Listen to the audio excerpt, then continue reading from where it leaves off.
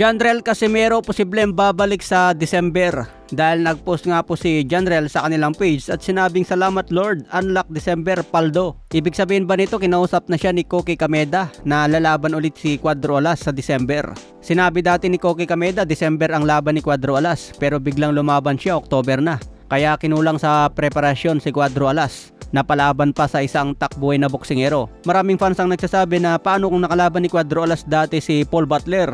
Di ba ang galawan ni Paul Butler naging takbuhin din laban kay The Monster Inoue? Pero dahil mabilis si Inoue, nahuli pa din niya si Paul Butler.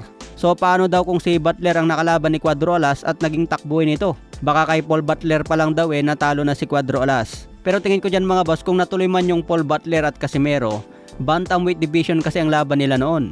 Medyo mas mabilis konti si Cuadro Alas sa bantamweight division kumpara sa naging laban niya kay Kameda na super featherweight na. Kaya medyo mabagal talaga ang galawan ni Cuadro Alas kay Kameda.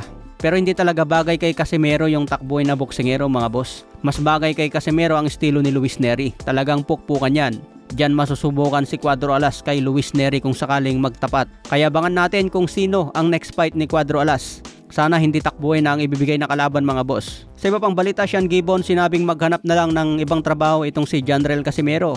Dahil sa uling laban niya hindi na raw magandang kondisyon at patanda na raw ang edad.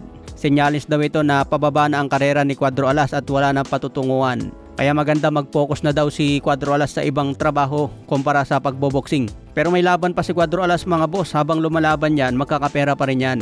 Yun nga lang medyo mahirapan na mapalaban sa isang world title fight. Kaya abangan natin ang bawat laban ni Cuadro Alas. Sa iba pang balita, Jake Paul at Shakur Stevenson talagang puspusan ng kanilang sparring. Kinuha ang sparring si Stevenson para paghahanda ni Jake Paul itong si Tank Davis. Maganda itong mga boss, talagang naghahanda itong si Jake Paul.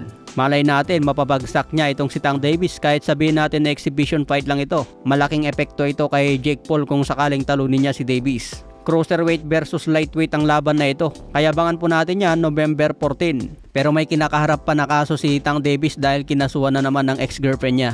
Kaya abangan po natin ang updates tungkol dyan. Sa iba pang balita, Devin Haney puspusan na rin ang training laban kay Brian Norman Jr. Hindi raw papayag si Devin Haney ngayon na matalo pa dahil gusto niya maging champion sa welterweight division para magkaroon ng unification fight. Kung sakaling manalo si Devin Haney at maging WBO champion, pwede siyang makipag-unification laban kay Rolando Romero. Pero paano naman kung matuloy ang laban ni Manny Pacquiao at Rolando Romero? Baka kung sino ang mananalo kay Pacman at Romero, ito na ang kalabanin ni Devin Haney. Kaya maganda ang pukpukan dyan sa welterweight division mga boss. Pero dehado si Devin Haney dito mga boss. Malaki nga ang panalo kay Devin Haney kung tayaan ito sa decision Kaya abangan din natin yan November 22. Pulpak ang laban sa November 22 dahil main event si Benavides versus Anthony Yard. Undercard din ang laban ni Rodriguez versus Martinez. Kaya stay tuned lang tayo sa mga bakbakan sa boxing.